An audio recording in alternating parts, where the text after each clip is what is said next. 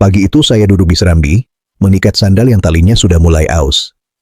Belum sempat berdiri, tetangga saya, Pak Salman, berjalan tertatih memegangi pinggang. Aduh, ginjal saya ini pasti bermasalah, keluh Pak Salman keras-keras, seolah ingin memastikan semua orang mendengarnya. Saya bertanya, kenapa yakin sekali itu ginjal? Katanya kalau pinggang sakit, ya ginjal. Bu Zahra yang lewat ikut menimpali, katanya keponakannya sakit pinggang karena kebanyakan minum air dingin. Saya tertawa kecil. Kalau begitu, kalau kepala pusing, pasti otak bocor? Padahal bisa saja kurang tidur. Bapak angkat beras dan duduk lama, wajar ototnya lelah. Saya jelaskan pada mereka. Tulang belakang dan otot itu penopang badan. Kalau dipaksa kerja berat tanpa istirahat, ya capek dan nyeri. Bukan salah ginjal. Kalau ginjal bermasalah, gejalanya beda. Ada demam, nyeri saat buang air kecil, atau bengkak. Kalau cuma sakit saat bangun dari duduk, itu ciri klasik otot dan sendi. Soal air dingin, tubuh kita pintar menyesuaikan suhu. Ginjal bukan gelas kaca yang pecah kena dingin. Yang merusak itu infeksi, darah tinggi, atau kurang minum. Ilmu itu melihat bukti. Kebanyakan nyeri pinggang karena otot tegang, bukan ginjal. Jadi tidak perlu panik minum ramuan, cukup istirahat dan peregangan. Pak Salman akhirnya sadar. Mitos itu seperti bayangan. Kalau tidak kita periksa sumber cahayanya, kita akan terus takut pada bentuknya. Pak Salman belum beranjak. Ia justru duduk lebih tegak, lalu mencoba berdiri perlahan. Kalau saya berdiri pelan-pelan, sakitnya berkurang, katanya heran. Abu Nawas mengangguk. Itu karena otot Bapak kaget kalau bergerak tiba-tiba. Coba kalau ginjal, mau pelan atau cepat, tetap sakit. Ucapan itu memancing bisik-bisik baru. Seorang lelaki parubaya, Pak Rashid, maju sambil menyilangkan tangan. Kalau begitu, Abu Nawas, jelaskan satu hal. Kenapa orang-orang bilang sakit pinggang itu penyakit orang tua? Katanya karena ginjal sudah lemah. Abu Nawas tersenyum, lalu menepuk-nepuk lututnya sendiri. Pak Rashid, sejak muda sampai sekarang, kita ini bawa badan yang sama. Yang berubah hanya cara kita memperlakukannya. Otot dan tulang kalau tidak dilatih, ia melemah. Kalau melemah, sedikit salah gerak, langsung protes. Jadi bukan umur, tanya Pak Rashid. Umur itu faktor, bukan penyebab utama, jawab Abu Nawas. Penyebab utamanya kebiasaan. Duduk lama, jarang bergerak, angkat berat tanpa teknik, tidur di alas yang sudah miring. Semua itu menyerang pinggang lebih cepat daripada usia. Seorang ibu muda mengangkat suara. Tapi suami saya jarang angkat berat, tapi pinggangnya sering sakit. Abu Nawas menoleh. Pekerjaannya apa? Pegawai. Duduk dari pagi sampai sore. Abu Nawas terkekeh.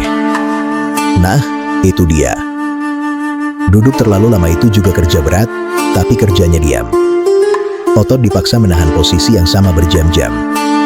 Itu lebih licik daripada mengangkat karung, karena kelihatannya tidak capek, tapi dampaknya pelan-pelan. Pak Salman makin penasaran. Kenapa selalu dikaitkan dengan ginjal? Abu Nawas berpikir. Karena letaknya berdekatan. Padahal di sana ada tulang belakang, saraf, otot, dan sendi. Ginjal itu justru tersembunyi. Ia condong sedikit. Ironisnya, orang yang benar-benar sakit ginjal sering tidak merasa pinggangnya sakit berat di awal. Sementara yang ototnya tegang, langsung teriak-teriak ginjal. Orang-orang tertawa, tapi mengangguk setuju. Masalahnya bukan hanya salah paham. Karena salah paham, orang jadi salah tindakan. Harusnya istirahat dan perbaiki gerak, malah minum ramuan ginjal. Harusnya olahraga ringan, malah takut bergerak. Bu Zahra menghela napas. Tetangga saya dilarang bergerak karena katanya ginjal lemah, padahal dokter bilang cuma otot tegang. Abu Nawas mengangguk. Itulah bahaya mitos. Ia terdengar bijak karena diwariskan, tapi tidak diuji. Pak Salman berdiri lagi. Sakitnya masih ada, tapi rasanya beda. Bukan takut. Sekarang saya tahu apa yang mungkin terjadi. Abu Nawas tersenyum. Rasa sakit sering diperparah pikiran. Kalau divonis ginjal rusak, badan ikut panik. Abu Nawas menatap sekeliling. Hari ini pinggang dan ginjal. Besok mungkin soal makanan. Ia mengambil sandalnya, lalu pergi. Pertanyaannya sekarang, berapa banyak sakit yang sebenarnya bisa sembuh, tapi kita pelihara karena salah percaya? Kalimat itu membuat beberapa orang saling pandang. Pak Salman menggaruk kepala, lalu tertawa kecut. Kalau dipikir-pikir, Abu Nawas, saya ini lebih rajin dengar kata tetangga daripada dengar badan sendiri. Abu Nawas berhenti melangkah dan menoleh. Itu wajar. Badan kita berbicara pelan, sedangkan mitos berteriak keras. Pak Rashid mengangkat alis. Kalau badan bisa bicara, apa yang sebenarnya ia katakan waktu pinggang sakit? Abu Nawas kembali duduk di tepi serambi. Ia bilang, aku lelah, aku kaku, aku perlu bergerak dengan benar. Tapi orang sering menerjemahkannya jadi, aku rusak, aku parah, aku sakit dalam. Beberapa orang mengangguk pelan, seperti sedang menilai ulang pengalaman mereka sendiri. Seorang pedagang yang sejak tadi diam tiba-tiba bersuara. Abu Nawas, kalau memang kebanyakan sakit pinggang dari otot, kenapa kalau dipijat rasanya enak? Abu Nawas tersenyum. Karena pijat melonggarkan otot yang tegang dan melancarkan aliran darah. Itu bukti sederhana. Ginjal tidak bisa dipijat dari luar sampai langsung lega. Kalau dipijat lalu nyeri berkurang, itu tanda sumbernya ada di otot atau jaringan sekitar, bukan di dalam ginjal. Berarti pijat itu semacam uji coba? Tanya si pedagang. Bisa dibilang begitu, jawab Abu Nawas. Uji coba paling murah dan paling jujur.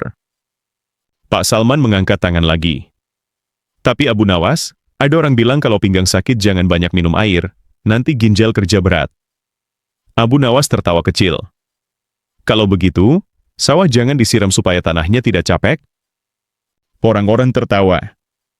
Ginjal justru bekerja lebih baik kalau cukup air, lanjut Abu Nawas. Kurang minum malah bikin kerja ginjal lebih berat. Nyeri pinggang karena otot tidak ada hubungannya dengan banyak atau sedikit minum, kecuali Bapak dehidrasi sampai ototnya kram. Bu Zahra menepuk keranjangnya. Saya baru sadar, banyak nasihat kesehatan itu saling bertentangan. Abu Nawas mengangguk. Karena banyak nasihat lahir dari kebetulan, bukan pengamatan berulang. Satu orang minum ramuan, kebetulan sembuh, lalu ramuan itu dianggap sakti untuk semua. Pak Rashid tersenyum tipis. Padahal mungkin dia sembuh karena istirahat. Persis, jawab Abu Nawas cepat. Istirahat sering tidak diakui jasanya. Kerumunan kembali riuh. Beberapa orang mulai saling bercerita tentang pengalaman pinggang mereka. Ada yang sakit setelah berkebun, ada yang setelah perjalanan jauh, ada yang setelah duduk lama di perahu.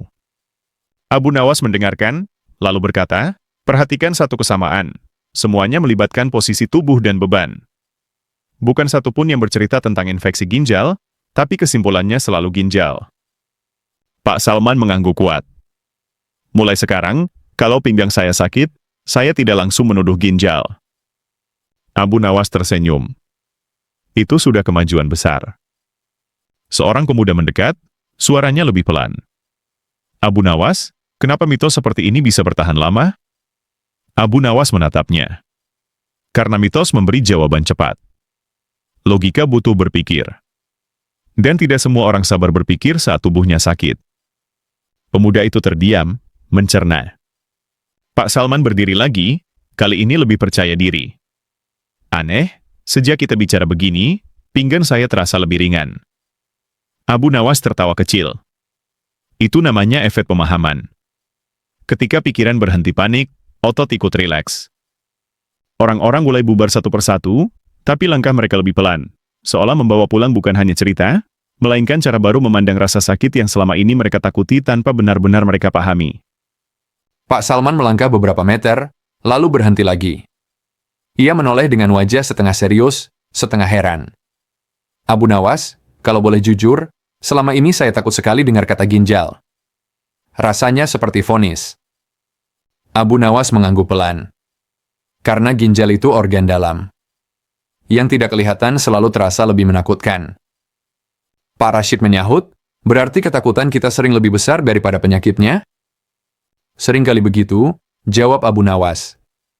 Apalagi kalau ketakutan itu diwariskan dari cerita ke cerita, tanpa pernah diuji. Seorang anak muda yang sejak tadi mendengarkan sambil bersandar di tiang berkata, "Kalau begitu, Abu Nawas, apa cara paling masuk akal membedakan sakit pinggang biasa dengan yang perlu dicurigai ginjal?" Abu Nawas tersenyum, senang mendengar pertanyaan itu. Perhatikan pola. Kalau sakitnya muncul setelah aktivitas fisik, membaik dengan istirahat, terasa saat bergerak, ditekan, atau dipijat, itu hampir pasti otot atau tulang. Kalau ginjal, nyerinya sering menetap, tidak tergantung gerakan, dan biasanya ditemani tanda lain. Seperti apa? Tanya si pemuda. Demam, mual, nyeri saat buang air kecil, air kencing keruh atau kemerahan, badan bengkak, jawab Abu Nawas mantap. Tubuh itu jujur. Ia jarang memberi satu tanda saja. Bu Zahra menghela napas panjang.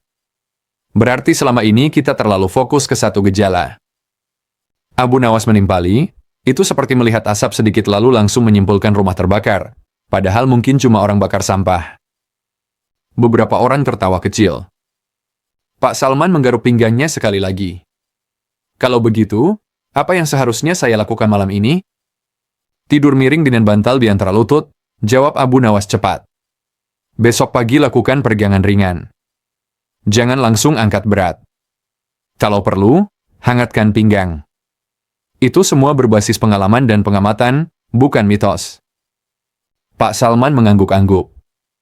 Baru kali ini saya dengar saran kesehatan yang masuk akal tanpa ancaman. Abu Nawas tersenyum. Ilmu tidak perlu mengancam. Ia cukup menjelaskan. Pak Rashid tertawa kecil. Kalau Abu Nawas buka pengajian kesehatan, saya ikut. Abu Nawas mengangkat bahu. Saya tidak mengajar apa-apa. Saya cuma mengingatkan orang untuk bertanya, apa buktinya? Kerumunan mulai menipis. Namun seorang lelaki tua yang sejak awal diam tiba-tiba mendekat.